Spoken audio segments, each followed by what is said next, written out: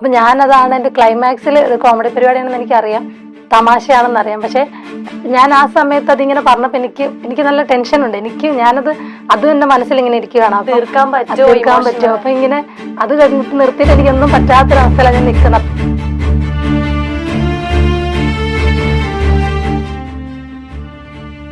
ഞാൻ പ്രഗ്നൻസി ആയിട്ടില്ല, 9 വർഷമായി.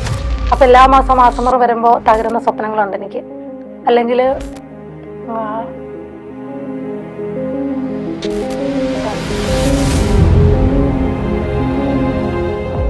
ചേച്ചി പറഞ്ഞൊരു സ്റ്റേറ്റ്മെന്റ്, സ്ത്രീകളാണെങ്കിൽ ഒരു രീതിയിൽ അല്ലെങ്കിൽ വേറെ രീതിയിൽ നമ്മള് അതെ എന്ന് പറഞ്ഞ അദ്ദേഹം, അയാൾ പറയുന്നത് ആ ചേട്ടൻ പറയുന്ന പോലെ ഒരു കാലത്ത് സ്ത്രീകൾ പ്രസവം എന്ന് പറയുന്നത് വളരെ കൂടുതൽ പണ്ടൊക്കെ തമാശയായിട്ട് ചിലർ പറയുന്നത് കേൾക്കാം. പണ്ടത്തെ സമയത്ത് ഇങ്ങനെ ഒരുപാട് പേര് ഇങ്ങനെ നെല്ലൂത്തി, നമ്മുടെ അടുത്ത് വെച്ചുണ്ട് നെല്ലൂത്തി അല്ലെങ്കിൽ പാടത്ത് പോയിട്ട് വന്നിട്ട് പ്രസവിച്ചു എന്ന് പറയുമ്പോൾ 10 പേര് പ്രസവിച്ചതിൽ 5 പേര് മരിച്ചു പോയിട്ടുണ്ട്, 5 കുട്ടികളും ഇല്ലാതായിട്ടുമുണ്ട്. ഒരു സ്ത്രീയെ സംബന്ധിച്ച് അവർ ഈ 9 മാസവും അവരൊരു ഫുഡ് കഴിക്കാൻ പോലും ശ്രദ്ധിക്കുന്ന കാര്യം ഇതെന്റെ കുഞ്ഞിനെ ബാധിക്കുമോ? അത് എന്നിട്ട് പോലും പുള്ളിക്കാരൻ അത് ഇങ്ങനെ പറഞ്ഞെന്ന് വെച്ചാൽ ഇപ്പം അതെനിക്ക് അറിയില്ല കേട്ടോ. ഞാൻ അതിനെപ്പറ്റി കുറെ ചിന്തിച്ചു.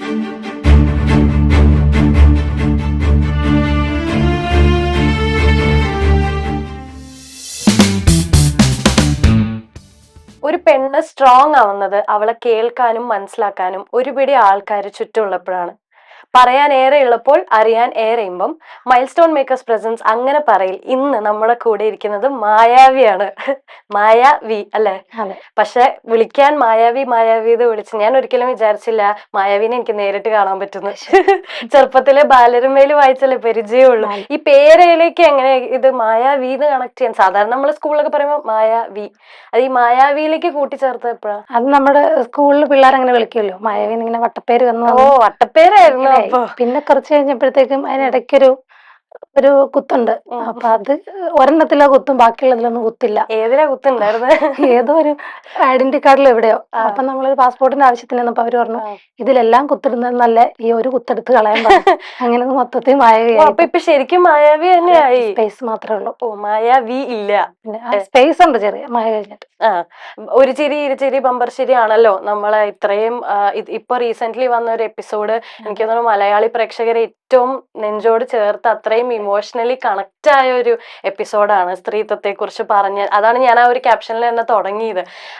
ആ ഒരു സ്റ്റോറിയിലേക്ക് എത്താനുള്ള ഇൻസ്പിറേഷൻ അല്ലെങ്കിൽ ആ ഒരു ടോപ്പിക് നമുക്കൊരു ലൈൻ കിട്ടണമല്ലോ, അതെങ്ങനെ കിട്ടിയേ?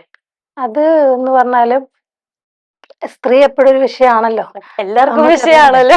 നമ്മൾ തന്നെ റോഡിൽ കൂടെ തന്നെ പോയാൽ അറിയാം, നമ്മളൊരു മിക്സഡ് പരസ്യമാണെങ്കിലും സൈഡിലൊരു സ്ത്രീ കാണും. കാരണം ചിലയിടത്തൊക്കെ നമ്മൾ ആസ്വദിക്കല്, ആകർഷിക്കല് എന്നൊക്കെ പറയുന്ന പോലെ സ്ത്രീ ഒരു വിഷയം. അപ്പം നമ്മൾ കഴിഞ്ഞിടയ്ക്ക് വന്ന വാഴ 3യുടെ കുറച്ച് കമന്റ് ബോക്സ്, അപ്പം അതിന്റെ കമന്റ് ബോക്സ് കണ്ടപ്പോഴാണ് എനിക്കിങ്ങനെ പെണ്ണുങ്ങൾക്ക് ഒരുപാട് കഥകളൊക്കെ പറയാനുണ്ടല്ലോ. അപ്പൊ നോർമലി ആളുകൾ പറയുന്നത് ഇവരുടെ പീരീഡ്സ് ആണ്, മൂഡ് സ്വിങ്സും അങ്ങനെയുള്ള കുറെ കാര്യങ്ങളായിരിക്കും. അപ്പൊ അതും പിന്നെ നമ്മളെ അഖിൽമാരാർ എന്ന് പറഞ്ഞ ചേട്ടന്റെ ഒരു പ്രസവത്തെ പറ്റിയിട്ട് ഭയങ്കര നോർമലൈസ് ചെയ്തെന്ന് പറഞ്ഞ സംഭവം. അപ്പൊ അത് കേട്ടപ്പോ എനിക്ക് എന്തെങ്കിലുമൊക്കെ എഴുതിയിടണം എന്ന് തോന്നി. പക്ഷെ എഴുതിയിട്ട് അത് എല്ലാവരിലേക്കും അങ്ങ് ചെല്ലൂല. അപ്പം ഞാൻ എപ്പോഴെങ്കിലും എനിക്ക് ഇവിടെ ഒരു അവസരം കിട്ടുമല്ലോ, അപ്പൊ പറയാമെന്ന് വെച്ചിട്ട് അങ്ങനെയുള്ള കുറച്ച് കാര്യങ്ങൾക്ക് അതാണ് ഇതിനെ കണക്ട് ചെയ്യിപ്പിച്ചത്. ഇപ്പൊ ഇത്രയും സീരിയസ് ആയിട്ടുള്ള ഒരു ശരിക്കും പറഞ്ഞ ഒരു സെൻസിറ്റീവ് ടോപ്പിക് ആണിത്. അതിനിങ്ങനെ ഹാസ്യ രൂപത്തിൽ അവതരിപ്പിക്കാനുള്ള ഒരു കോൺഫിഡൻസ് അതെങ്ങനെ ചെയ്ത് നോക്കാം, വർക്ക് ആയില്ലായിരുന്നെങ്കിലും. അല്ല, ഞാൻ ഈ സബ്ജക്ട് പറഞ്ഞപ്പോ പ്രൊഡ്യൂസർ പറഞ്ഞു ഇതിങ്ങനെ ഓടുമെന്ന് അറിയില്ല, കാരണം ഇതൊരു സീരിയസ് സാധനമാണ്. പക്ഷെ അപ്പൊ എനിക്ക് അവിടുത്തെ ഏറ്റവും ടോപ്പാന്ന് വെച്ചാൽ ബമ്പർ അടിക്കാന്ന. അപ്പൊ എന്നെ സംബന്ധിച്ച് എനിക്ക് ബമ്പർ ഒന്നും വേണമെന്ന് അപ്പൊ എനിക്ക് താല്പര്യമില്ല. എനിക്ക് ഇതൊന്ന് ഔട്ട് ഇറങ്ങണം. ഇത് കുറെ സ്ത്രീകൾ ഇത് ഏറ്റെടുക്കും. അവിടെ തന്നെയുള്ള കുറെ ചേച്ചിമാരൊക്കെ ഉണ്ട് നമുക്ക് അവിടെ, മെസ്സിലൊക്കെ ഉള്ള ചേച്ചിമാര്. അപ്പൊ അവരൊക്കെ അനുഭവങ്ങൾ പറയുന്നു. അവര് തമാശയാണ് നമ്മൾ സംസാരിക്കുന്നെങ്കിൽ അവർ പറഞ്ഞു മോളെ ഞാൻ അങ്ങനെയായിരുന്നു, അങ്ങനെ സീരിയസിലോട്ട് പോകും ഈ സാധനം. അപ്പൊ എനിക്കിത് എങ്ങനെയെങ്കിലും, എനിക്കറിയാം ഇതിലൊരു ചിലപ്പോ അതിലൊരു 10-15 ലൈക്കേ കിട്ടുള്ളൂ, എങ്കിൽ ഒരു 14 സ്ത്രീകളുടെ ആയിരിക്കും, ഒരു പുരുഷന്റെ അതും സ്ത്രീകൾ വളർത്തുന്നതായാലും അങ്ങനെയുള്ളൊരു സംഭവം ഉണ്ടായിരുന്നു. അപ്പൊ സക്സസ്ഫുൾ ആയി. 19 ബമ്പറാ മൊത്തം കിട്ടിയിരിക്കണേ അല്ലെ? എന്നെയായിരുന്നോ? 19 കൂടുതൽ കിട്ടിയിട്ടുണ്ടോ? ടോപ്പ് ബമ്പറില് അങ്ങനെയാണോ? അങ്ങനെയുണ്ട്. എണ്ണം നോക്കിയപ്പോ കൊറേ ബമ്പേഴ്സ് ഉണ്ട്. എനിക്ക് തോന്നുന്നു ടോപ്പ് ബമ്പേഴ്സിന്റെ എണ്ണം കിടക്കുന്നത് 19 ആയിട്ടാണ് കിടക്കുന്നത്. എങ്ങനെ സാധിക്കുന്നു? അത് ഇത്രയും ആൾക്കാരെ പിടിച്ചു നിർത്തണ്ടേ, ചെറിയ കാര്യമാണോ? അല്ല അല്ല നമുക്കൊക്കെ ഇപ്പൊ നമ്മള് രണ്ടുപേരും മാത്രം ഇരിക്കുന്ന ആയതുകൊണ്ട് ഇങ്ങനെ കംഫർട്ടബിൾ ആവാം. പക്ഷെ മഞ്ജു ചേച്ചി, നസീർക്ക, പിന്നെ ബിബിൻ ചേട്ടൻ, ഇതുപോലത്തെ വലിയ ആൾക്കാര് ജഡ്ജസ് ആയിട്ട് ഇരിക്കുന്നു. വേറെ ഏതൊക്കെയോ നാട്ടിൽ നിന്ന് ഓഡിയൻസ് ഇരിക്കുന്നു. നമ്മൾ ഒരാൾ ഇങ്ങനെ സ്റ്റേജിൽ നിൽക്കുന്നു. ടെൻഷൻ ഇല്ലേ? ടെൻഷൻ ഉണ്ട്, അതെനിക്ക് എപ്പോഴും ഉണ്ട്. എനിക്ക് ഞാൻ കയറുന്നതിന് മുമ്പ് ഇങ്ങനെ ഭയങ്കര ടെൻഷൻ, ഇങ്ങനെ പഠിച്ചുകൊണ്ട് നടക്കും. ചിലപ്പോ ഒരു വാക്ക് കിട്ടിയില്ലെങ്കിലോ എന്നൊരു ടെൻഷൻ. ചിലപ്പോ എനിക്ക് ചില വാക്കുകൾ കിട്ടൂല. ഇത് പഠിച്ചാ പറയണേ? അത് കുറച്ച് നമ്മള് സെന്റൻസ് നമ്മൾ അവിടെ ഗ്രൂമിങ് ടൈമിൽ നമ്മളത് ഇങ്ങനെ പോയിന്റ് ചെയ്ത് വെക്കും. എന്നിട്ട് നമ്മൾ സാധാരണ വാമൊഴി വരമൊഴി എന്ന് പറയുന്ന പോലെ നമ്മൾ എഴുതുന്നതല്ലല്ലോ, പറയുമ്പോൾ നമ്മളിങ്ങനെ ഒരാളോട് സംസാരിക്കുന്ന പോലെ നോർമലി ഇങ്ങനെ സംസാരിച്ചു പോകും. അങ്ങനെയാണ്. അല്ല, ഞാൻ ചോദിച്ചു വന്നത് എങ്ങനെയാണ് ആ ഒരു കോൺഫിഡൻസ്? ഇത്രയും ആൾക്കാരെ ചിരിപ്പിക്കണ്ടേ, ചെറിയ കാര്യമല്ലല്ലോ. ചിരിപ്പിച്ച്, ശരിക്കും പറഞ്ഞു കഴിഞ്ഞാൽ ചിരിപ്പിച്ച് നമ്മളിങ്ങനെ തമാശക്ക് പറഞ്ഞല്ലോ, ചിരിച്ച് ചിരിച്ച് കരയും, ചിരിച്ച് കരഞ്ഞു എന്ന്. പക്ഷെ ഇത് ശരിക്കും എല്ലാരും ചിരിച്ച് ചിരിച്ച് കരഞ്ഞു. മഞ്ജു ചേച്ചിയൊക്കെ എണീറ്റ് വന്നിട്ട് ലാസ്റ്റ് എല്ലാവർക്കും എനിക്ക് ആ വീഡിയോ കണ്ട എല്ലാവരും, ഞാൻ ഉൾപ്പെടെ എല്ലാവരും ലാസ്റ്റ് കണ്ണൊന്ന് നിറഞ്ഞു. അത് എങ്ങനെയാണ് അത് ഈ ഒരു ഇത്രയും ആൾക്കാരെ അത് വർക്ക്ഔട്ട് ചെയ്യിപ്പിക്കാൻ ഇതിന്റെ പിന്നിലെടുക്കുന്ന ഒരു എഫേർട്ട്? അതെന്ന് പറഞ്ഞാല് നമുക്കറിയാം, എനിക്ക് വന്ന് ഏറ്റവും കൂടുതൽ നമ്മൾ സ്ത്രീകൾ അമ്മമാരെ പറ്റി പറയുമ്പോൾ നമുക്ക് ചിലപ്പോ, ഞാനത് പറഞ്ഞപ്പോ തന്നെ എനിക്ക് ആ സമയത്തൊന്നും എനിക്ക് വാക്ക് കിട്ടില്ല, ഇങ്ങനെ തൊണ്ട ഇടറിപ്പോയി.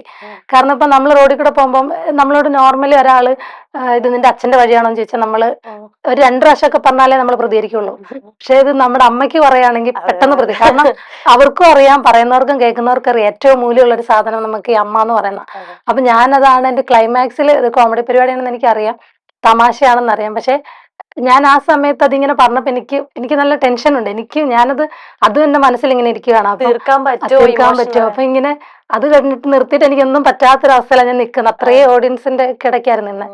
പക്ഷെ ഞാൻ കുറെ ഇപ്പൊ ഒരു 10-39ഓളം സ്റ്റാൻഡപ്പ് ചെയ്തിട്ടുണ്ട്. പക്ഷെ എനിക്ക് ഫസ്റ്റ് ടൈമാണ് കുറെ എന്റെ ഇൻബോക്സിൽ സെലിബ്രിറ്റീസ് അല്ലെങ്കിൽ ഒരുപാട് എസ്സേ കണക്കിന് എനിക്കിങ്ങനെ മെസ്സേജസ് കണ്ടു ഞാൻ. എന്നിട്ട് കുറെ പേര് എനിക്കിങ്ങനെ മെസ്സേജ് അയക്കും. അപ്പൊ എനിക്ക് കണ്ടപ്പോന്ന് വെച്ചാൽ ഞാനത് പറഞ്ഞു പോയതൊരു തമാശയാണെങ്കിലും ആ തമാശയിൽ ഇപ്പൊ ഒരുപാട് സ്ത്രീകൾ ജീവിക്കുന്നുണ്ട്. ആരെയൊക്കെയോ ശബ്ദമാവാൻ എനിക്ക് പറ്റിയിട്ടുണ്ട് എന്നുള്ളത് എനിക്ക് ഭയങ്കര സന്തോഷം തന്നെ. കുറെ സ്ത്രീകൾ അതെടുത്ത് പോസ്റ്റ് ചെയ്തു, റീമെൻഷൻ ചെയ്തു അല്ലെ? അതൊക്കെ ചേച്ചിയും എടുത്ത് പോസ്റ്റ് ചെയ്തത് ഞാൻ കണ്ടു. എനിക്ക് കണ്ടിട്ട് പോലും ഇല്ലാത്ത കുറെ ആളുകളെ അവരുടെ ജീവിതത്തിൽ നടന്ന പോയിന്റുകളൊക്കെ എനിക്ക് ഇങ്ങനെ മെസ്സേജ് ആയിട്ട് അയച്ചു തരുക. നമ്മൾ നേരിട്ട് കണ്ടിട്ടില്ല. അപ്പൊ ചേച്ചി ഞാൻ ഇങ്ങനെ അനുഭവിച്ചിട്ടുണ്ട്, ചേച്ചി ആ പറഞ്ഞ ശരിയാണ്, ഇങ്ങനെ പറയുമ്പോൾ ഞാൻ അവർ ചുറ്റുമുള്ള എപ്പോഴും കൂടെ ഉള്ളവരോട് പറയുന്നതിനൊക്കെ കൂടുതൽ അവർ സേഫ് ആണെന്ന് തോന്നിട്ട് എന്നോടും അതിങ്ങനെ പറഞ്ഞോണ്ടിരിക്കും. ഞാനിങ്ങനെ മെസ്സേജ് വായിക്കും, പക്ഷോ അങ്ങനെ ഒരുപാട് സ്ത്രീകൾ ഇപ്പോഴെങ്ങനെ ഉണ്ട് എന്നുള്ളത് സത്യമാട്ടോ. അതെ, ഇപ്പൊ നമ്മള് ഈ കുറെ ഷോസ് ചെയ്തല്ലോ, കുറെ കോമഡീസും ചെയ്തു, കുറെ ബമ്പറൊക്കെ കിട്ടി. ഇപ്പൊ ശരിക്കും നമ്മൾ പബ്ലിക്കിൽ ഇറങ്ങി നടക്കുമ്പോ ഈ ഇത്രയും ചെയ്ത ഷോസിനേക്കാളും ഇതൊരു ബ്രേക്ക് ആയി എന്ന് തോന്നുന്നുണ്ടോ? ഇപ്പൊ ഈ റീസെന്റ് ചെയ്ത സ്ത്രീകളെ പറ്റി പറഞ്ഞ വിഷയം ഭയങ്കര ഒരു ബ്രേക്ക് തന്നു, കുറച്ച് ആളുകളിലേക്കും കൂടുതൽ എത്താൻ പറ്റിയെന്ന് തോന്നുന്നുണ്ടോ? ഞാൻ കുറെ ബ്രേക്ക് എടുത്തിട്ടാണ് ഈ ഒരു സ്റ്റാൻഡപ്പ് ചെയ്തത്.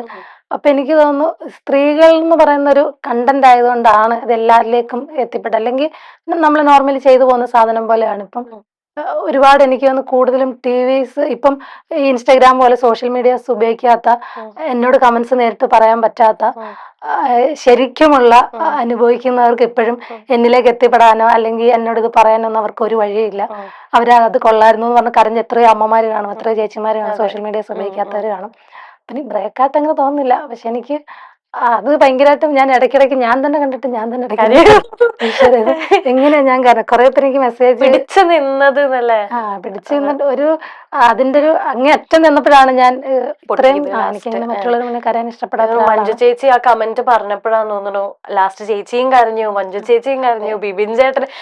അത് കണ്ടിട്ട് ആണുങ്ങളുടെ കണ്ണ് നിറയാന്ന് പറഞ്ഞാൽ കുറച്ച് ടഫാണ്, അവരെ കരയിപ്പിക്കാന്ന് പറഞ്ഞ. പെണ്ണുങ്ങൾക്ക് പൊതുവെ അങ്ങനെയാണല്ലോ പറയണത്, പെണ്ണുങ്ങൾ പെട്ടെന്ന് കരയുന്നു. പക്ഷെ എനിക്ക് തോന്നുന്നു ആ ടോപ്പിക്ക് കേട്ട സമയത്ത് അവിടെ ഇരിക്കുന്ന ആണുങ്ങളുടെ പോലും കണ്ണ് നിറയുന്ന രീതിയിൽ അത് പ്രസന്റ് ചെയ്യാൻ പറ്റിയതിന് ബിഗ് ഹാറ്റ്സ് ഓഫ്. ആൻഡ് അത് ഞാനും ഭയങ്കര ഇംപ്രസ്ഡ് ആയി അത് കണ്ട, എനിക്ക് ഭയങ്കര ഇഷ്ടപ്പെട്ടു. ആൻഡ് ഞാൻ ബയോ ചെക്ക് ചെയ്തപ്പം വൈഫ് ഓഫ് സിജി ദാമോദർ എന്ന് ഭയങ്കര പ്രൗഡായിട്ട് എഴുതി വെച്ചിട്ടുണ്ട് അല്ലെ? ശരിക്കും പ്രൗഡാണ്? പിന്നെ പ്രൗഡാണ്. ഈ ഒരു ജേർണിയിലെ ഹസ്ബൻഡിന്റെ ഇമ്പോർട്ടൻസ് അല്ലെങ്കിൽ ഹസ്ബൻഡിന്റെ സ്ട്രെങ്ത്, സപ്പോർട്ട് പറ്റി പറഞ്ഞ ഞാനായിട്ട് ഇപ്പോഴും ഇരിക്കുന്നു എന്നുള്ളതാണ് എൻ്റെ ഏറ്റവും വലിയ പ്ലസ് പോയിന്റ്. ചിലപ്പോൾ ഞാൻ മറ്റൊരാളുടെ ഇഷ്ടങ്ങൾക്ക് ജീവിക്കാതെ ഇപ്പൊ എന്താ പറയാ, എനിക്ക് ഒരു സ്ഥലത്ത് ഇപ്പൊ ഈ കഴിഞ്ഞിടയ്ക്ക് മംഗളാദേവി ടെമ്പിളിൽ ഞാൻ വീട്ടിലിരുന്ന് ഇങ്ങനെ റീൽ ഇങ്ങനെ കണ്ടോണ്ടിരിക്കായിരുന്നു. അപ്പൊ എനിക്ക് കുറെ കണ്ടപ്പോ എനിക്ക് ഇവിടെ പോകാൻ തോന്നി. അപ്പൊ ഞാൻ ഹസ്ബൻഡിനെ വിളിച്ചു പറയാ, ചേട്ടായി ഞാൻ ഇന്ന് ഇവിടെ പോവാണ്. രാത്രി തന്നെ ഞാൻ ഇവിടുന്ന് ബസ് കയറി പോയി. അപ്പം ഹസ്ബൻഡ് പറഞ്ഞു അവിടെ അപ്പൊ എൻ്റെ ഒരു ഫ്രണ്ട് ഉണ്ട്, ഒരു സുജിത്ത് ശാരിക എന്ന് പറഞ്ഞ അവരുണ്ട്. അപ്പൊ ഞാൻ ഇവിടുന്ന് കയറി ചെന്നിട്ട് നൈറ്റ് 10 മണി അവിടെ ചെന്നിട്ട് ഞാൻ പിറ്റേ ദിവസം പോയി. അപ്പം എനിക്കൊരു സിനിമ കാണണമെങ്കിൽ അല്ലെങ്കിൽ എനിക്ക് എന്തെങ്കിലുമൊക്കെ ഇഷ്ടങ്ങൾ ഉണ്ടെങ്കിൽ ഞാനത് ചെയ്യുകയാണെന്ന് പറയുന്ന ഒരാളാണ്. അല്ലാതെ ഞാൻ ചെയ്തോട്ടെ അനുവാദം അനുവാദം ചെയ്യും. വീട്ടിലേക്കാണ് പിന്നെ ഞാനിങ്ങനെ അമ്മയോട് പറഞ്ഞു, പിന്നെ അമ്മ അച്ഛനോട് പറഞ്ഞു, സമ്മയിപ്പിച്ച് അങ്ങനെയാ. അപ്പം നമ്മളെ ആര് വിവാഹം കഴിച്ചുകൊണ്ട് പോയാലും നമ്മളെ ജീവിതത്തിൽ പോയാൽ നമ്മളെ നമ്മളായിട്ട് വെക്കുക, അല്ലെങ്കിൽ നമ്മളായിട്ടിരിക്കുക എന്ന് പറയുന്നത് അതെനിക്ക് ഭയങ്കര പ്രൗഡാണ്. പുള്ളിക്കാരൻ അങ്ങനെ നോക്കുന്നുണ്ട്. ഈ നമ്മളെ ജഡ്ജിങ് പാനൽ, അതെനിക്ക് തോന്നുന്നു നിങ്ങൾക്ക് ഭയങ്കര സപ്പോർട്ട് തരുന്ന ഒരു ജഡ്ജിങ് പാനലാണ്. അവരായിട്ടുള്ള കണക്ഷൻ പറയുകയാണെങ്കിൽ ഇപ്പൊ മഞ്ജു ചേച്ചി, അതുപോലെ ബിബിൻ ചേട്ടൻ, നാസർക്കാക്കൊക്കെ ഒരു കൊട്ടയിന്റെ ഇടയ്ക്ക് കൊടുത്തിട്ടുണ്ടായിരുന്നില്ലേ പെണ്ണിനെ പറ്റി പറഞ്ഞപ്പോ, അവരായിട്ടുള്ള നിങ്ങളുടെ ഒരു കെമിസ്ട്രി അല്ലെങ്കിൽ ആ ഒരു വൈബ് എങ്ങനെയാ? മഞ്ജു ചേച്ചി പേഴ്സണലി എനിക്ക് മെസ്സേജ് അയക്കാറുണ്ട്. ഞാൻ ചില സമയത്തൊക്കെ എനിക്ക് സങ്കടം വരുമ്പോ എന്നോട് ഇങ്ങനെ ആശ്വസിപ്പിക്കുന്ന ഒരാളാണ്. ഒരു ചേച്ചി പോലെ. അതെ അതെ, അങ്ങനെ ഒരു ചേച്ചിയാണ്. പിന്നെ നസീർക്ക എന്ന് പറഞ്ഞാൽ എന്നോട് കുറെ പേര് പറയും, നീ എന്ത് വന്നാലും നസീർക്ക ഇങ്ങനെ കൊട്ട്. എനിക്ക് ഇങ്ങനെ നമ്മൾ എന്തെങ്കിലും ഉണ്ടെങ്കിൽ ഇങ്ങനെ ചുമ്മാ ഇങ്ങനെ പറയില്ല, നമ്മളൊരു ഫ്രണ്ട്ഷിപ്പിന്റെ അതേപോലെ ഒരു റെസ്പെക്ട് ഉള്ള എങ്കിൽ എന്തെങ്കിലും പറയുമ്പോൾ എനിക്ക് ചുമ്മാ ഇങ്ങനെ പുള്ളി ഇങ്ങനെ ശ്രദ്ധിക്കാതിരിക്കുമ്പോൾ എന്തെങ്കിലും പറഞ്ഞ അപ്പൊ പൊട്ടിച്ചിരിക്കുന്ന ഇതാണ്. പിന്നെ ബിബിൻ ചേട്ടനും അതുപോലെയാണ്, നമ്മൾ പറയുന്നത് ഇങ്ങനെ, ഇത് ജഡ്ജ്മെന്റ് അല്ല കേട്ടോ, അവരത് പറഞ്ഞ് മനസ്സിലാക്കി തരുന്ന ഇതിങ്ങനെയാണ്, കുറച്ചുകൂടി ശ്രദ്ധിക്കണം എന്ന് പറഞ്ഞത് ജഡ്ജ്മെന്റ് ആയിട്ട് നമുക്ക് തോന്നൂല, ഉപദേശം പോലെ. അല്ലെങ്കിൽ ഭയങ്കര ഫ്രീ സ്പേസ് ഉണ്ടെന്ന് തോന്നുന്നു അവരൊക്കെ ആയിട്ട്. അതിന്റെ ആ ഒരു കോൺഫിഡൻസ് സത്യം പറഞ്ഞ സ്റ്റേജിലും കാണാനുണ്ട്. ആ ഒരു അവരായിട്ടുള്ള ഇപ്പൊ എന്ത് പറഞ്ഞാലും മഞ്ജു ചേച്ചി എന്ന് വിളിച്ചിട്ട സ്ക്രിപ്റ്റിൽ അല്ലെ നമ്മൾ ഇത് പറയണത് ഫുള്ള്. ഇപ്പൊ നിങ്ങൾക്ക് ഈ ടോപ്പിക്കില്ലേ, ഇത് നിങ്ങൾ ശരിക്കും സ്ക്രിപ്റ്റ് ചെയ്തിട്ടാണോ പറയണേ? അത് നമുക്ക് ടോപ്പിക്കുകൾ ഒരുപാട്, നമുക്ക് കണ്ടന്റുകൾ ഒരുപാടുണ്ട്, പക്ഷെ അതിൽ കൗണ്ടറുകൾ ആഡ് ചെയ്യാൻ ഭയങ്കര പാടാണ്. എനിക്ക് കുറെ കാര്യങ്ങൾ പറയാനുണ്ട്. ഇപ്പം ഈ ഒരു സബ്ജക്റ്റിനെ പറ്റി ഒത്തിരി പറയാനുണ്ട്. അപ്പൊ ഞാൻ എന്താ വെച്ചാൽ ഞാനത് ഹാസ്യവൽക്കരിച്ച് പറയും. നിങ്ങൾക്ക് പറയാനുള്ളൊരു എന്തെങ്കിലും ചോദിക്കാനുള്ള നിങ്ങൾ ഇവിടെയാണ് ചോദിക്കുന്നതെന്ന് പറഞ്ഞാൽ എനിക്ക് പറയാനുള്ള ഞാൻ ഹാസ്യവൽക്കരിച്ച് പറയും. അതെ അതെ, തമാശ എനിക്ക് പറയാനുള്ള ഒരു വേദി അതാ. അപ്പൊ എനിക്ക് അവിടെ പറയാൻ പറ്റുള്ളൂ. അപ്പൊ അതിൽ ഞാൻ നർമ്മം കലർത്തി അങ്ങനെ പറയും. ഇപ്പൊ ഞാൻ ജസ്റ്റ് റാൻഡം ആയിട്ട് ഏതെങ്കിലും ഒരു ടോപ്പിക്കിനെ കുറിച്ച് ഒരു മിനിറ്റ് ഞങ്ങളൊന്ന് ചിരിപ്പിക്കാൻ പറഞ്ഞ ഒന്ന് ട്രൈ ചെയ്ത് നോക്കാവോ?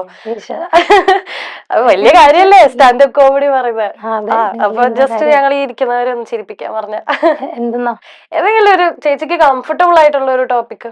കംഫർട്ടബിൾ ആയിട്ടുള്ള ഒരു ടോപ്പിക് എന്ന് പറഞ്ഞാല്, ഞാനിപ്പോ ഈ ബാല്യകാലം ഒക്കെ ഞാൻ കഴിഞ്ഞ ദിവസം ഞാൻ ചിന്തിച്ച കാര്യമായിരുന്നു. വെച്ചാൽ ചെറുപ്പത്തിൽ നമ്മളൊക്കെ എന്ന് വെച്ചാൽ എല്ലാം ഏറ്റെടുത്തിരിക്കും. ഞാനൊക്കെ എന്റെ അമ്മയുടെ കഴിഞ്ഞ സമയത്ത് എനിക്ക് തോന്നി കേട്ടോ, അതായത് റോക്കി ബായി ഒക്കെ പറയുന്ന പോലെ നമ്മളിങ്ങനെ അമ്മയോട് പറയാം, ഞാൻ പഠിച്ച് ജോലിയൊക്കെ കിട്ടി ലോകത്തുള്ള സ്വർണ്ണം മൊത്തം കൊണ്ടുവരുന്നു.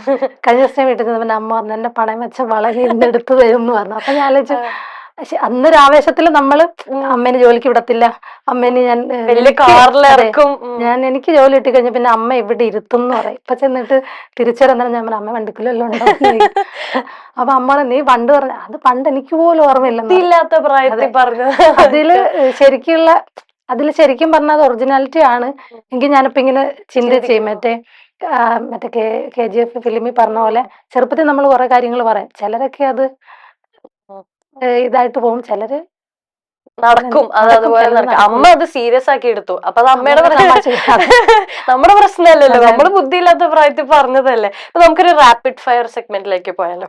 ഓക്കെ, പെട്ടെന്ന് ആൻസർ പറയണം. ഓക്കെ, നമ്മള് സ്റ്റേജില് ഒരു ഷോ നടത്തി. ഓക്കെ, ബമ്പർശ്ശേരിയുടെ ഒരു ടോപ്പിക് പറയാണ്. അപ്പൊ പറയുന്ന സമയത്ത് അതിന്റെ കോമഡി സ്വയം ആലോചിച്ച് അത് പൂർത്തീകരിക്കാൻ പറ്റാണ്ട് ചിരിച്ചു പോയതെങ്കിലും ഇൻസിഡൻസ് അങ്ങനെ ഉണ്ടായിട്ടില്ല. ഭയങ്കര കൺട്രോൾ ആണോ? ഞാൻ സീരിയസ് ആയിട്ട് എന്നാ പറയുന്നത്. പറഞ്ഞ അവസാനം ഇതില് കോമഡി ഉണ്ടെന്ന് ഞാൻ തന്നെ മറന്നു പോകും. നമ്മൾ പറഞ്ഞു കഴിയുമ്പോഴേ അങ്ങനെ ഞങ്ങൾ ചെയ്തിട്ടില്ല. ഓ, അപ്പൊ അത് ഭയങ്കര കൺട്രോൾ ആണോ?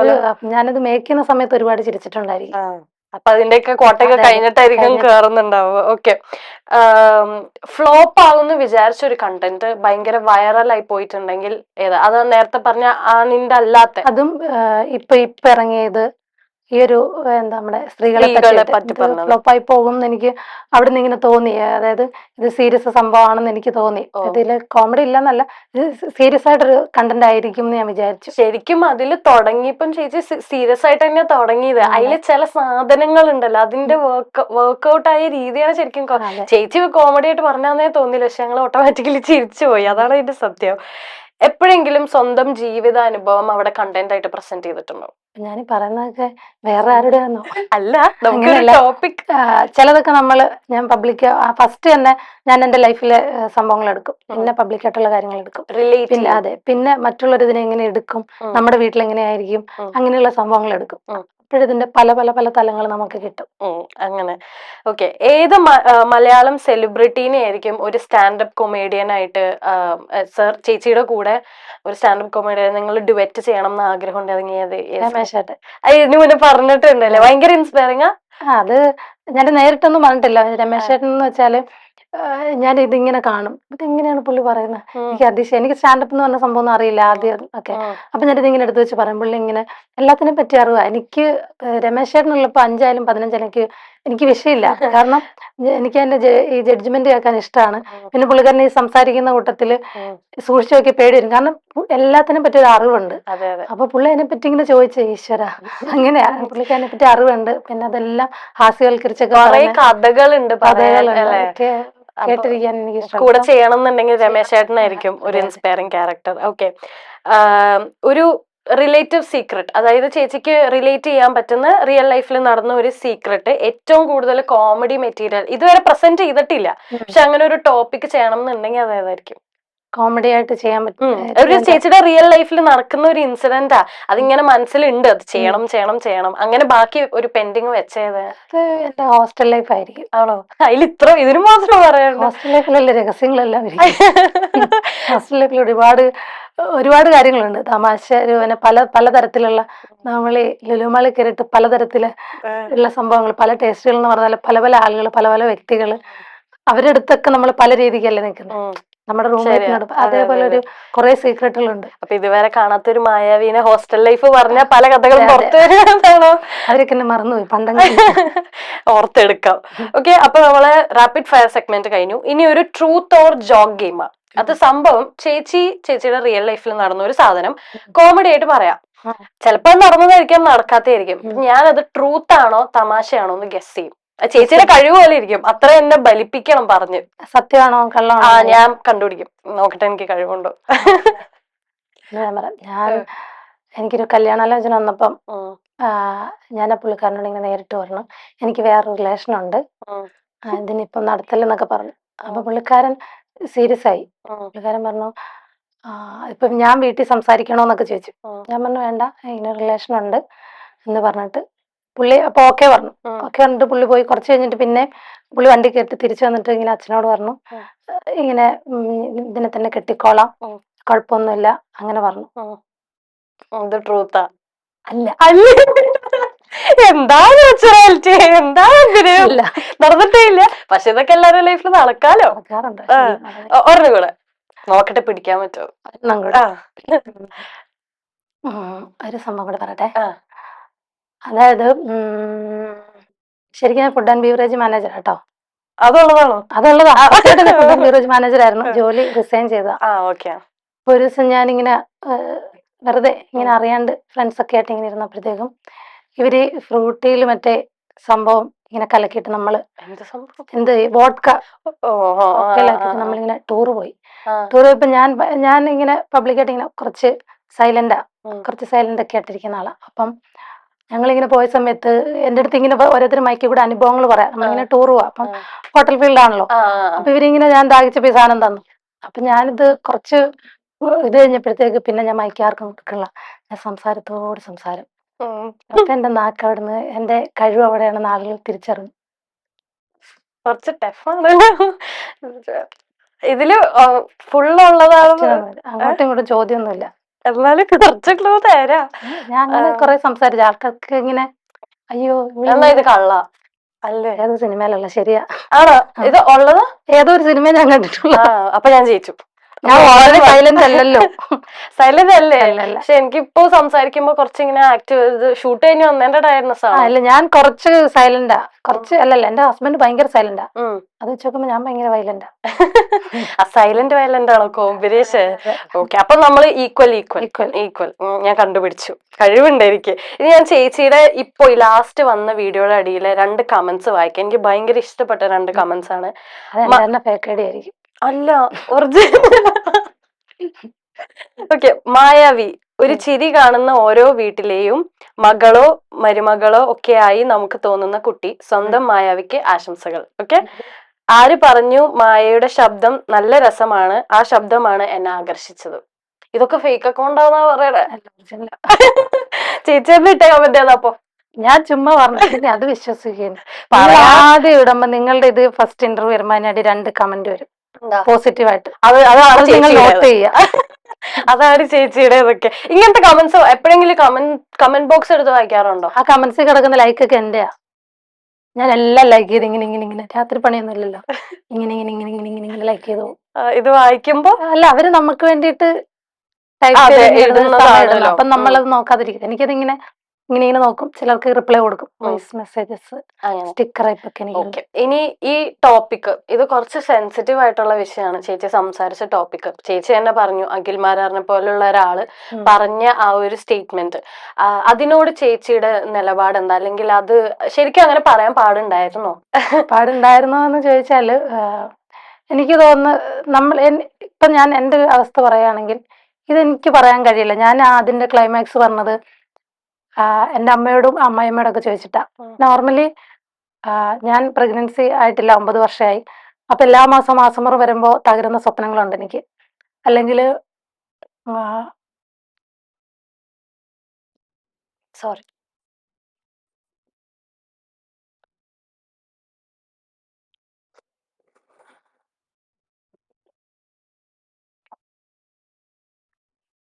ഞാനതിന്റെ ക്ലൈമാക്സിൽ പറഞ്ഞ പോലെ സീരിയസ്ലി ഞാൻ പ്രഗ്നൻസി ആയിട്ടില്ല. അപ്പൊ എനിക്കൊരു 9 വർഷമായി കല്യാണം കഴിഞ്ഞിട്ട്. അപ്പൊ ഞാനിത് കുറെ പേരോട് ചോദിച്ചപ്പോൾ അവരുടെ അനുഭവം, എൻ്റെ അമ്മയുടെയോ അമ്മായിയമ്മയുടെയോ അല്ലെങ്കിൽ ഫ്രണ്ട്സിന്റെ ഒക്കെ അനുഭവമാണ് ഞാൻ അവിടെ ആ ക്ലൈമാക്സിൽ പറഞ്ഞത്. ഒന്നാമത്തെ കാര്യം, ഞാനത് അനുഭവിച്ചിട്ടില്ല. രണ്ടാമത്തത്, ഈ പറഞ്ഞ എല്ലാ മാസം മാസമുറ വരുമ്പം തകരുന്ന സ്വപ്നങ്ങളുള്ള ഒരാളാണ് ഞാൻ. അപ്പം എന്നെ സംബന്ധിച്ച് അത് അനുഭവിച്ച ഒരാൾ പ്രസവവേദനയാണ് ഏറ്റവും വലിയ വേദന എന്ന് പറയും. അത് അനുഭവിക്കാത്തൊരു സ്ത്രീയാണ്. എന്നെ സംബന്ധിച്ച് സ്ത്രീകളുടെ ഏറ്റവും വലിയ വേദന ആ പ്രസവവേദന അനുഭവിക്കാത്തൊരു സ്ത്രീയുടെ ആണെന്ന് പറയും, കല്യാണം കഴിഞ്ഞൊരു സ്ത്രീയുടെ. അപ്പൊ അങ്ങനെ ഇരിക്കുന്ന, അങ്ങനെ ഒരിക്കലെങ്കിലും അത് അനുഭവിക്കണം. എനിക്കറിയാം അത് മരണവേദന ആയിരിക്കാം, എന്നിട്ടും ഞാനതിനെ വെൽക്കം ചെയ്ത് സ്വാഗതം ചെയ്ത് കാത്തിരിക്കുന്ന ഒരാളാണ്. അപ്പോ ഒരു സ്ത്രീയെ സംബന്ധിച്ച് പ്രസവിച്ച് അവരെ സംബന്ധിച്ച് അവര് മെന്റലി ടയേർഡാവും. ചിലപ്പം ഞാനും ഇപ്പം ഹസ്ബൻഡ് ആൻഡ് വൈഫ്, നമ്മളുടെ കല്യാണം കഴിഞ്ഞു, ഹസ്ബൻഡ് ആൻഡ് വൈഫ് ആണെങ്കിൽ നിങ്ങളുടെ കുട്ടി സുഖമായിട്ടിരിക്കുന്നു, അല്ലെങ്കിൽ കുട്ടി എന്തിയെ, കുഞ്ഞു ഉറങ്ങുക എന്നൊക്കെ പറയുമ്പോൾ ആ ഹസ്ബൻഡ് വരുമ്പോൾ ഒന്ന് എടുക്കുക, അല്ലെങ്കിൽ അവർക്ക് എന്തെങ്കിലും ട്രീറ്റ് ചെയ്യുക, ആ സമയത്താണ്. ഒരു സ്ത്രീയെ സംബന്ധിച്ച് അവർ ഈ 9 മാസവും അവരൊരു ഫുഡ് കഴിക്കാൻ പോലും ശ്രദ്ധിക്കുന്ന കാര്യം, ഇതെന്റെ കുഞ്ഞിനെ ബാധിക്കുമോ, അല്ല അവര് പഴയ കണക്കല്ല, നമ്മൾ കുറച്ചും കൂടി അഡ്വാൻസ്ഡ് ആവും. കാരണം നമ്മൾ പെട്ടെന്ന് തിരിഞ്ഞു നടക്കില്ല, അയ്യോ എൻ്റെ ഉള്ളിൽ എൻ്റെ കുഞ്ഞുണ്ട് എന്ന് പറഞ്ഞിട്ട്. അവർക്കറിയാം ഇതിന്റെ ഒരു നിശ്ചിതമായിട്ട് നമുക്ക് വേദനിക്കാൻ പറ്റിയൊരു ഡേറ്റ് നമുക്ക് തരുന്നുണ്ട്. അപ്പം അഖിൽമാരാര് എന്ന് പറഞ്ഞ അദ്ദേഹം, അയാൾ പറയുന്നത്, ആ ചേട്ടൻ പറയുന്ന പോലെ ആ സമയത്ത്, പണ്ടത്തെ സമയത്ത് ഇങ്ങനെ ഒരുപാട് പേര് ഇങ്ങനെ നെല്ലൂത്തി, നമ്മുടെ അടുത്തുമൊക്കെ ഉണ്ട്, ഈ നെല്ലൂത്തി അല്ലെങ്കിൽ പാടത്ത് പോയിട്ട് വന്നിട്ട് പ്രസവിച്ചു എന്ന് പറയുമ്പോൾ 10 പേര് പ്രസവിച്ചതിൽ 5 പേര് മരിച്ചു പോയിട്ടുള്ള 5 കുട്ടികളും ഇല്ലാതായിട്ടും ഉണ്ട്. അന്ന് അത്രയും ഇതൊന്നും ഇല്ല. ഇപ്പം നമ്മൾക്ക് എന്തെങ്കിലും ചെറിയ പോയിന്റ്, നമ്മളിപ്പോൾ ആഹാര രീതികളും നമ്മുടെ ജീവിത സാഹചര്യങ്ങളും മാറി, അപ്പൊ ചെറിയ ചെറിയ പോയിന്റുകൾ വരെ വന്നാൽ നമ്മുടെ കുട്ടിയെ ബാധിക്കുമോ എന്ന് വെച്ചിട്ട് നമ്മൾ അതിന് വേണ്ടി നമ്മളോട് ഡോക്ടർ പറയാണ്, നിങ്ങൾക്ക് ഷുഗറിന്റെ പ്രശ്നമുണ്ട്, അല്ലെ തൈറോയ്ഡ് പ്രശ്നമുണ്ട്, നിങ്ങൾ 2 ദിവസം മുമ്പ് ഹോസ്പിറ്റലിൽ ഒന്ന് അഡ്മിറ്റ് ആവണം എന്ന് പറയുമ്പോൾ, ഇല്ല, പണ്ട് എൻ്റെ അമ്മൂമ്മ എൻജോയ് ചെയ്തിട്ടുണ്ടായിരുന്നു, ഞാനും അങ്ങനെ പ്രസവിക്കുമെന്ന് പറഞ്ഞിട്ട് ഹോസ്പിറ്റലിൽ പോകാതിരുന്ന നമ്മളെ സംബന്ധിച്ച് ചിലപ്പോൾ അവരത് അക്സെപ്റ്റ് ചെയ്യും. നമ്മളെ സംബന്ധിച്ച് നമ്മുടെ അതെ, നമ്മുടെ ഒരു ജീവനും കൂടി അതിൻ്റെ ഉള്ളിലാണല്ലോ. അപ്പൊ അത് പറഞ്ഞപ്പം എന്നെ സംബന്ധിച്ച് ഇങ്ങനെ ഒരു വേദന ഉള്ളിൽ കിടപ്പുണ്ട്. അത് എന്നിട്ട് പോലും പുള്ളിക്കാരൻ അത് ഇങ്ങനെ പറഞ്ഞെന്ന് വെച്ചാൽ, ഇപ്പം അതെനിക്ക് അറിയില്ല കേട്ടോ, ഞാൻ അതിനെപ്പറ്റി കുറെ ചിന്തിച്ചു. ചേച്ചി പറഞ്ഞൊരു സ്റ്റേറ്റ്മെന്റ് അവർക്ക് അത് വരെയുള്ള പ്രോസസ് അല്ലേ അറിയുള്ളൂ എന്ന് പറഞ്ഞതിന്റെ ഒരു ഹുക്ക് അത് ഭയങ്കര. കാര്യം ഇപ്പോ നമ്മളെല്ലാവരും ഡെയിലി ലൈഫില് സ്ത്രീകളാണെങ്കിൽ ഒരു രീതിയിൽ അല്ലെങ്കിൽ വേറെ രീതിയില് നമ്മള് സോറി ഇടയ്ക്ക് വെച്ചിട്ട് ബ്രേക്ക് ആയല്ല. നമുക്ക് എല്ലാവർക്കും നമ്മളെ ലൈഫിൽ ഇപ്പൊ അദ്ദേഹം പറഞ്ഞത് അത്രയും സില്ലി ആയിട്ടാണെങ്കിലും അദ്ദേഹത്തിനെ സംബന്ധിച്ച് ഇതിന്റെ പെയിൻ അറിയണ്ട, ഒന്നും അറിയണ്ട. ഇപ്പൊ അദ്ദേഹം പറഞ്ഞൊരു പ്രസവ വേദന മാത്രമല്ലല്ലോ ഒരു സ്ത്രീനെ സംബന്ധിച്ച് അവർ അനുഭവിക്കുന്നത്. മാനസികമായ പല ബുദ്ധിമുട്ടുകൾ, ശാരീരികമായ ഇവർക്ക് ആണുങ്ങൾക്ക് ജസ്റ്റ് ഇത് പറഞ്ഞു പോയാൽ മതി. അതിന്റെ ബാക്കിൽ ഇപ്പൊ ഒരാള് ചേച്ചി പറഞ്ഞു ചേച്ചിക്ക് ഇതുവരെ പ്രഗ്നൻസി ആവാൻ പറ്റിയിട്ടില്ല. ഇപ്പൊ പ്രഗ്നൻസി പ്ലാൻ ചെയ്യുന്നില്ലാത്ത ഒരാൾ പോലും ആ പ്രഗ്നൻസിയിലേക്ക് ലീഡ് ചെയ്യുന്ന പീരീഡ്സ് എന്ന് പറയുന്ന ഒരു കാര്യം മന്ത്ലി അനുഭവിച്ചുകൊണ്ടിരിക്കുന്ന, അത് പ്രഗ്നൻസിയുടെ അത്രയും പെയിൻ ഇല്ലെങ്കിൽ പോലും അത് എത്രമാത്രം നമ്മൾ സഹിക്കുന്നുണ്ട് നമുക്കറിയാം. അതിനെ നിസ്സാരവൽക്കരിച്ച് എനിക്ക് തോന്നുന്നു അതിന് ഇത്രയും സ്ത്രീകൾ അതിനെതിരെ പറഞ്ഞിട്ട് പോലും ഒരു പ്രാവശ്യം പോലും അദ്ദേഹം വന്നതൊന്ന് തിരുത്താൻ പോലും അത് റെഡി ആയിട്ടില്ല. അതില് ഏതോ ഒരു റീലിൽ എന്തോ പുള്ളി പറഞ്ഞിട്ടുണ്ട്, ഞാൻ അങ്ങനെയല്ല എൻജോയ് ചെയ്ത് എന്റെ വൈഫും പ്രസവിച്ചതാണ് എനിക്കത് അങ്ങനെ പറയുക ചെയ്തത്. കാരണം നമ്മൾ ആ തെറ്റിനെ ന്യായീകരിക്കാൻ വേണ്ടിയിട്ട് വീണ്ടും വീണ്ടും നമ്മൾ വേറെ തെറ്റുകൾ ഇങ്ങനെ രൂപാന്തരപ്പെടുത്തി കൊണ്ടിങ്ങനെ പൊക്കോണ്ടിരിക്കുന്ന. ശരിക്കും പ്രസവം കഴിഞ്ഞ് ഒരു അമ്മ കുട്ടീനെ കാണുമ്പോ അത് സത്യം പറഞ്ഞാൽ നമ്മളെല്ലാരും എൻജോയ് ചെയ്യുന്ന ഒരു മൊമെന്റ് ആണ്. അല്ലെങ്കിൽ അത് എല്ലാവരും ഒരു സ്ത്രീനെ സംബന്ധിച്ച് ഭയങ്കര സന്തോഷമാണ്. പക്ഷെ അത് പറഞ്ഞ രീതിയിലാണെന്ന് തോന്നുന്നു എല്ലാവർക്കും അത് ഹിറ്റ്. എനിക്ക് തോന്നുന്നു നമ്മളെല്ലാവരും എനിക്ക് ആ ഫിഷിന്റെ പേര് ഓർമ്മയില്ല, ഏതോ ഒരു ഫിഷ് ഉണ്ട്, പേരെന്തോ, ആ ഒരു ഫിഷിങ്ങിനാണ് അത് പ്രസവത്തോടുകൂടി മരണപ്പെടും. ഇതുണ്ട്, അതിനറിയാം എന്ന് പറഞ്ഞാല് നമുക്കറിയാം അത് മരണവേദനയാണ്. അല്ല, ഇപ്പൊ ഇത് എൻജോയ് ചെയ്യുന്ന പറഞ്ഞാൽ എത്രയോ കേസുകളിലുണ്ട് അമ്മമാര് മരിച്ചു പോകുന്നത്, പ്രസവത്തോടുകൂടി മരിച്ചു പോകുന്ന അമ്മമാരുണ്ട്, സ്റ്റിൽ ബർത്ത് ആയിട്ട് വരുന്നതുണ്ട്. അങ്ങനെയൊക്കെ സംഭവിച്ച ഈ എൻജോയ്മെന്റ് കഴിഞ്ഞതിന് ശേഷം നമുക്ക് നേരെ ചെന്ന് മുറ്റടിക്കാനോ എഴുന്നേക്കാനോ അങ്ങനെയുള്ള ആരോഗ്യ പ്രശ്നങ്ങൾ ഒരുപാട് അവർക്ക് വരും. അപ്പൊ അത് ഏത് തരത്തിലാണ് അത് എൻജോയ്മെന്റ് അതെനിക്കറിയില്ല. പുള്ളിയുടെ അനുഭവത്തിലുള്ള എൻജോയ്മെന്റ് ഒന്നും എനിക്കറിയില്ല. നമ്മുടെ അനുഭവത്തിലെ, നമ്മുടെ ചുറ്റുവട്ടത്തുള്ള സ്ത്രീകളുടെ അനുഭവത്തിൽ ഒരാൾ പോലും ഞാൻ എൻജോയ് ചെയ്ത പ്രസവിച്ചൊന്നും ഞാൻ എങ്ങും വായിച്ചിട്ടുമില്ല, അനുഭവസ്ഥരൊന്നും പറഞ്ഞിട്ടുമില്ല. അപ്പൊ പിന്നെ നമുക്ക് ആ ഭാഗത്ത് മാത്രമേ നിൽക്കാൻ പറ്റുള്ളൂ. ഏതെങ്കിലും കുറച്ച് സ്ത്രീകൾ വന്നിട്ട് ശരിയാണ് അഖിൽമാരാരെന്ന് പറഞ്ഞാൽ അദ്ദേഹം പറഞ്ഞത് ശരിയാണ്, ഞാൻ എൻജോയ് ചെയ്താണ് പ്രസവിച്ചതെന്ന് പറഞ്ഞാൽ നമ്മളതിനെ അനുഭവസ്ഥരത് പറയാതിരിക്കുകയും കാഴ്ചക്കാരനായിട്ടിരിക്കുന്ന ഒരാള് അത് സത്യമാണെന്ന് പറയാൻ ചെയ്യുമ്പോൾ നമുക്ക് ഒരിക്കലും അനുഭവസ്ഥ. അങ്ങനെ ഒരു കാര്യം ചേച്ചിനെ പോലെ ഒരാൾ കണ്ടന്റ് ആക്കി എടുത്ത് നമുക്ക് എല്ലാവർക്കും, എനിക്ക് തോന്നുന്നു സ്ത്രീകൾക്ക് വേണ്ടി ഒരു വോയിസ് ആയി നിന്നതിലാണ് ചേച്ചിനോട് ഇത്രയും ജനങ്ങൾക്കും എല്ലാ സ്ത്രീകൾക്കും ഒരേപോലെ ഇഷ്ടം തോന്നിയത്. ആ ഒരു സ്റ്റേറ്റ്മെന്റില് സ്ത്രീകൾക്ക് മാത്രമല്ല ആണുങ്ങളും പ്രതികൂലിക്കുന്ന ആൾക്കാരുണ്ട്, അതുപോലെ അനുകൂലിക്കുന്നവരും ഉണ്ടാവും. പക്ഷെ അതിനെതിരെ പറയുന്ന ഒത്തിരി ആണുങ്ങളും ഉണ്ട്. അപ്പൊ എല്ലാവരും ആ ഒരു നമ്മളത് പറയുമ്പോ അതും കൂടെ പറയണമല്ലോ, എല്ലാ ആണുങ്ങളും അതുപോലെ പറയാൻ. ഞാനിതിന്റെ ഫസ്റ്റ് ഇതിങ്ങനെ ഇറങ്ങി കുറെ റീലുകളൊക്കെ വന്നപ്പോ ഞാൻ ആദ്യം വിചാരിച്ചു ഞാൻ ഇതിങ്ങനെ വീഡിയോ ചെയ്തിട്ടാലോ എന്ന് വെച്ചപ്പോ ഞാൻ വെച്ച് ഇല്ല, വീഡിയോ ചെയ്തിട്ട് ഇതിങ്ങനെ അത്ര വൈറലാവാൻ സാധ്യത കുറവാണെന്ന് വെച്ചിട്ട് അതങ്ങനെ തന്നെ ഒരു പോയിന്റിൽ ഞാൻ ചില കാര്യങ്ങൾ ഞാനിങ്ങനെ നോട്ട് ചെയ്ത് വെക്കും, എപ്പോഴെങ്കിലും ഒരു അവസരത്തിൽ ഞാനിത് ഉപയോഗിക്കാമെന്ന് പറഞ്ഞിട്ട്. അപ്പൊ അതിപ്പോ എത്തേണ്ടടുത്ത് എത്തി, കേൾക്കേണ്ടവർ കേട്ടു, കൊടുത്തു എന്നാ ഹാസ്യമാവുകയും ചെയ്തു.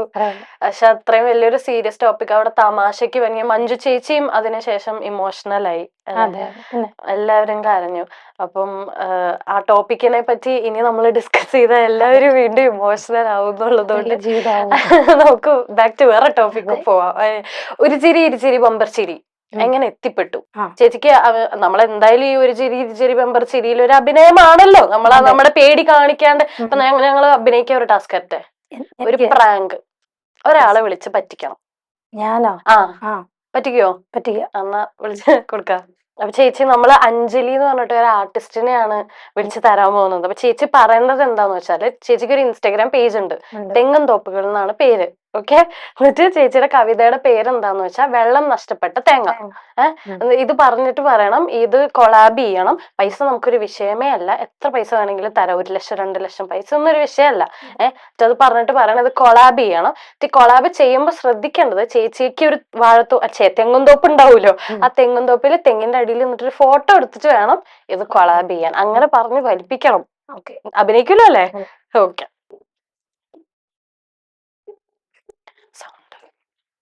എന്റെ പേര് വസുമതി എന്നാണേ. മാം തിരക്കിലാണോ? എനിക്കൊരു കൊളാബിന് വേണ്ടിയിട്ടായിരുന്നേ. ഞാൻ കുറച്ച് ചെറിയ ചെറിയ കവിതകളൊക്കെ എഴുതുന്നുണ്ടേ. എനിക്കിങ്ങനെ പബ്ലിഷ് ചെയ്യണമെന്ന് ഭയങ്കര താല്പര്യമാണ്. ഞാൻ മാമിന്റെ സീരിയലൊക്കെ കാണാറുണ്ട്. എനിക്കൊരു മീഡിയക്കാരാണ് കേട്ടോ നമ്പർ കിട്ടിയത്. ഓക്കെ. അപ്പം ഞാൻ കുറച്ചൊക്കെ ഫേസ്ബുക്കിൽ അങ്ങനെയൊക്കെ എഴുതിയിട്ടിട്ടുണ്ട്. അപ്പൊ കൊളാബ് ചെയ്യുന്നതിന് എങ്ങനെയാ അതിന്റെ പേയ്മെന്റ് എന്നൊന്നും എനിക്ക് അറിയില്ല, അതെങ്ങനെയാ? എനിക്ക് പേജ് എന്തെങ്കിലും ഒന്ന് ഷെയർ ചെയ്ത് തരുമോ? അല്ല, എങ്ങനെയാണ് ഒരു നോർമലി എങ്ങനെയായിരിക്കും എന്നൊന്ന് പറയാമോ? നമുക്ക് അതിപ്പോ ഓരോ ഇതനുസരിച്ചാണ് എങ്ങനെ നിങ്ങളുടെ ഇതെന്നുള്ളത് നമുക്ക് നോക്കിയിട്ട് ചെയ്യാം. വീട് എവിടെയാ? പുതിയ പേജാ. തൃശ്ശൂര്. തൃശ്ശൂരാണ്. അപ്പൊ എനിക്കിങ്ങനെ ഒരു വീട്ടിലെങ്ങാണ് ഇങ്ങനെ ഈ ഞാനിപ്പോ എഴുതിയിരിക്കുന്നത് വെള്ളം നഷ്ടപ്പെട്ട തേങ്ങ എന്ന് പറഞ്ഞിട്ടൊരു കവിതയാണ്. ശരിക്കും നമ്മുടെ ആധുനിക കാലത്തൊക്കെയുള്ള നമ്മുടെ ഈ 2K കിഡ്സ് ഒക്കെ ഇപ്പൊ അനുഭവിക്കുന്ന ഒരു അവസ്ഥ ഉണ്ടല്ലോ, അങ്ങനെയുള്ളൊരു സംഭവമാണ്. അപ്പൊ അതിനെ പറ്റിയിട്ട് ഇങ്ങനെ ഒന്ന് എഴുതിയിരിക്കുന്ന. അപ്പം ഒന്ന് വിളിക്കോ, ഞാനിപ്പോ ഷൂട്ടിലിരിക്കുക, ഇപ്പൊ എനിക്ക് ഷോർട്ടായി. ഒന്ന് വിളിച്ചാൽ മതിയോ? ഓക്കെ, 2 മിനിറ്റ് ഞാൻ മാമിന്റെ ഒന്ന് കൊടുത്തോട്ടെ. Hello hello. ഹലോ. ഒരു മിനിറ്റ്, ഞാൻ ഞങ്ങളുടെ ഒരു മാനേജർ ഉണ്ട്, പുള്ളിക്കാരിയുടെ ഒന്ന് കൊടുക്കാവേ. ഹലോ. ഹലോ. മാം ചെയ്യാൻ പറ്റുമോ? നമുക്ക് അല്ല, നമുക്കൊന്ന് കൺഫർമേഷൻ ചെയ്യാനാണ്. നമുക്ക് പൈസ ഒരു വിഷയമല്ല.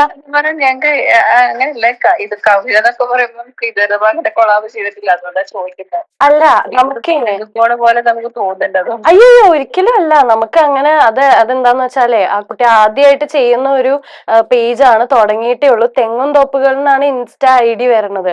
അപ്പൊ മാഡം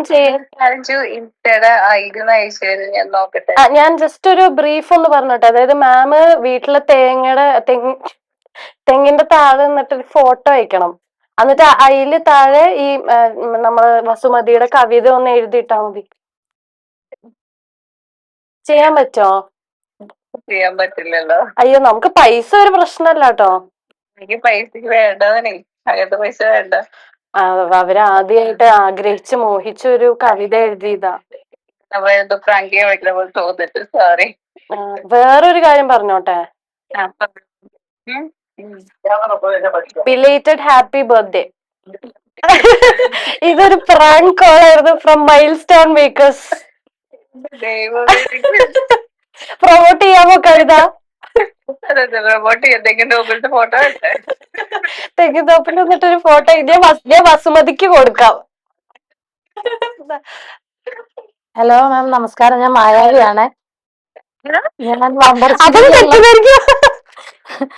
ശരിക്കും എന്റെ പേര് മായാവിനാ. ഞാൻ ബമ്പർച്ചിരിയിൽ സ്റ്റാൻഡപ്പ് ചെയ്തോണ്ടിരിക്കുന്ന. പേര് പറഞ്ഞിട്ട് വിളിച്ചതാട്ടോ. തേങ്ങ വെള്ളം ഒന്നും നഷ്ടപ്പെട്ടിട്ടില്ല.